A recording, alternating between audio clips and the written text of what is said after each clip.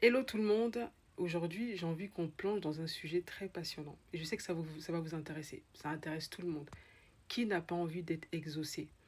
Qui n'a pas envie de voir se manifester les choses qu'il demande, les choses voilà, qui sont dans son cœur? Qui n'a pas envie de voir ça? Et si tu fais partie de ces personnes qui attendent quelque chose, qui espèrent après quelque chose, qui prient pendant des, des semaines, des mois, des années pour quelque chose, et qui continuent d'y croire, et même ceux qui se sont découragés aussi, vous êtes les bienvenus sur ce sujet-là. On va parler de la manifestation. La manifestation, qu'est-ce que c'est? C'est juste que le thème communément donné à l'exaucement de la prière. Lorsque les choses se manifestent de façon physique, les choses qui sont dans le spirituel. Ce sujet-là, c'est pour toi et tu dois le suivre jusqu'au bout. Et on va aborder ça de façon, comment dire ça, factuelle, voilà, avec des faits, de façon, voilà, empirique. On va vulgariser en fait les termes spirituels qui sont dans la Bible pour que la manifestation, l'exaucement à la prière et toutes ces choses spirituelles soient à la portée de tous. On y va.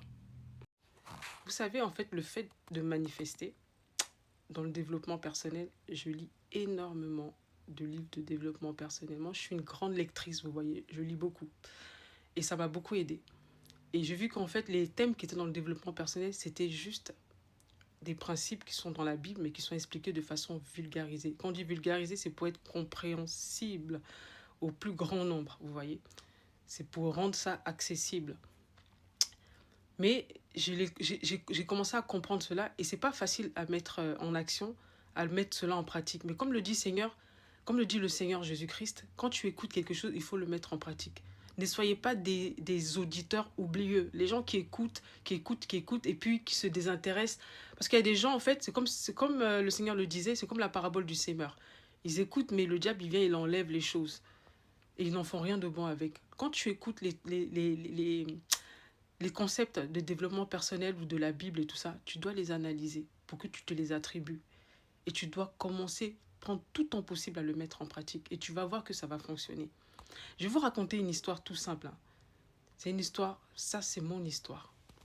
Et tu vas voir en quoi c'est tellement vrai, le concept de manifestation. J'ai manifesté quelque chose dans ma vie, je me suis rendu compte de cela. Et en ce moment, et j'ai manifesté plusieurs fois des choses dans ma vie, comme ça me rend compte, mais je vais vous raconter l'histoire la plus forte. Vous savez, moi je suis venue en France à l'âge de 10 ans. Et je ne suis pas venue en France de façon irrégulière, pas du tout. Quand je suis venue en France, l'année même où je suis venue en France, j'étais française. Il y a des gens qui viennent, qui se battent et tout ça, pour avoir des documents, ils font toutes sortes de trucs. Non, moi je suis venue en France en tant que française. Et je vais vous expliquer mon histoire. Vous savez, j'ai pas eu des parents qui ont vécu ensemble. Mon père, il était, bref, un haut fonctionnaire. Ma mère, elle était fonctionnaire aussi. Et elle vivait dans un quartier populaire. Je ne sais pas si vous connaissez Yopougon. C'était juste avant qu'elle s'installe du côté de Angré, du côté de Cocody. Mais quand elle a commencé à travailler, elle était fonctionnaire. Elle s'était installée dans un quartier qui avait été construit à la base pour les fonctionnaires. Je ne sais pas si vous connaissez la Sikoji. Moi, j'habitais, quand j'étais petite, à la Sikoji, Nyangon Sud, Terminus 2, vers le Terminus 2 là-bas, quelque chose comme ça. Les Ivoiriens vont connaître. Ceux qui connaissent vont connaître. Après, bon, dans les années 90, fin des années 90 et tout ça, voilà. Ma mère, elle a déménagé, elle est partie s'installer du côté d'Angré, voilà. Mais j'ai connu Yopougon. C'était la belle époque. Ah, c'était la belle époque. J'adore mon pays. Yopougon, franchement, je pense que les meilleurs souvenirs que j'ai de la Côte d'Ivoire, c'était à Yopougon. Après, bon, moi, quand je suis revenue, je suis allée du côté de Cocody. Voilà, je suis allée du côté de la Riveraie et tout ça, mais bref, la Côte d'Ivoire a changé. J'aimais mieux la Côte d'Ivoire qu'elle était simple. Quand les gens s'amusaient, quand les gens allaient chez les uns chez les autres, quand il y avait cette convivialité-là. Bon, c'est une digression, on va passer. Donc, juste pour vous dire que quand j'étais petite, vous voyez, je rêvais de venir en France. Comment ce rêve-là, il a commencé? Ce rêve, il a commencé, je pense que ça serait une partie un. Je dois faire sur deux parties. Ce rêve, il a commencé comment? Il a commencé le jour, je pense que je devais avoir entre 5 et 6 ans, 5 et 6 ans, le jour où on avait une famille qui habitait dans notre allée. Vous savez, c'était des maisons alignées comme ça, puis il y a des grands couloirs, une allée et tout ça. Des fois, les maisons se font face à face. Et dans l'allée où nous on habitait, c'est des maisons basses, hein, où on habitait et tout. Je pense que vers le fond là-bas, il y avait une famille. C'était une famille de guérés. Je pense que c'est des guérés ou des wabais. Non, je pense que c'est des guérés. Une famille de guérés. Et eux, en fait, tout, pas tous les ans, tous les 2 ans, ils avaient une famille qui venait, pas de la France, mais de la Belgique. Qui venait de la Belgique. Et la première fois que j'ai rencontré, c'est à partir de ce moment-là, quand j'ai la première fois que j'ai rencontré euh, cette métisse-là, Alexandra, elle était un tout petit peu plus jeune que moi. Elle avait quoi 2 ans de moins que moi, je crois. 2 ans de moins, 1 ou 2 ans de moins que moi. Elle était venue pour les vacances. C'était la première fois que... Non, je ne plaisante pas. Hein. C'était la première fois que je voyais une blanche. Ah non. Vous savez, avant, on ne voyait pas autant de blancs comme ça. C'était rare. Hein. On ne voyait pas autant de blancs comme ça. Si tu voulais voir des blancs, il fallait aller à Marcory ou à Biétry ou des trucs comme ça.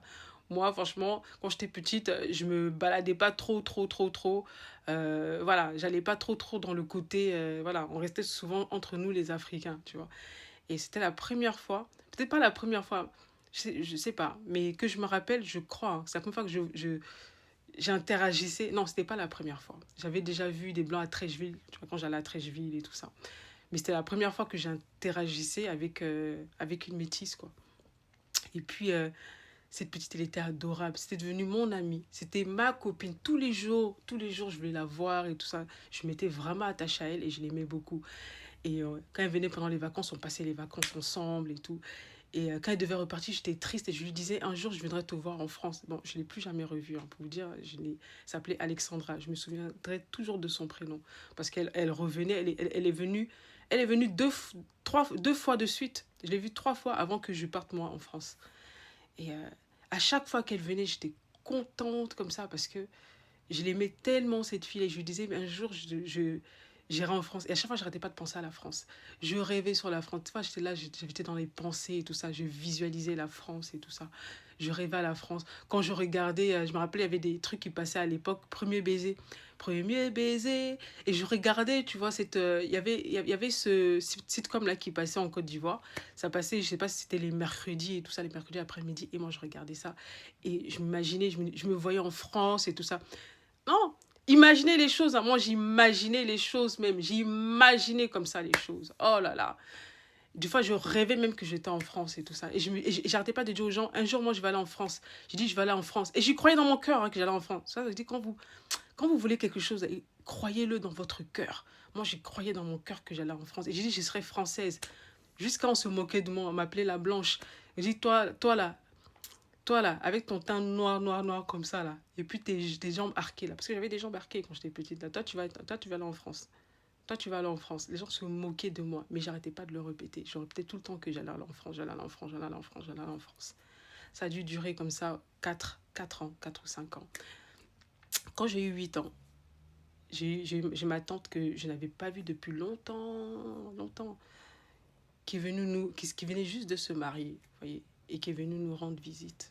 Elle est venue nous rendre visite en Côte d'Ivoire et tout ça. Je l'ai bien accueillie, je devais avoir 8 ans, je l'ai bien accueillie et toi, j'étais contente de la voir, elle venait de la France.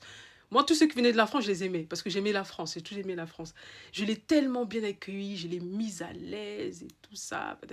Elle m'a tellement apprécié, ma tante là, qu'elle a dit non, il faut que ma nièce là, je la fasse venir en France. Elles ont commencé, elle et ma mère, à parler de ça et tout ça. Ma tante m'a adoptée. Elle s'était mariée avec un Français. C'est pour ça que je porte le nom de... C'est mon père, hein. C'est mon père, mais il m'a reconnue et tout ça.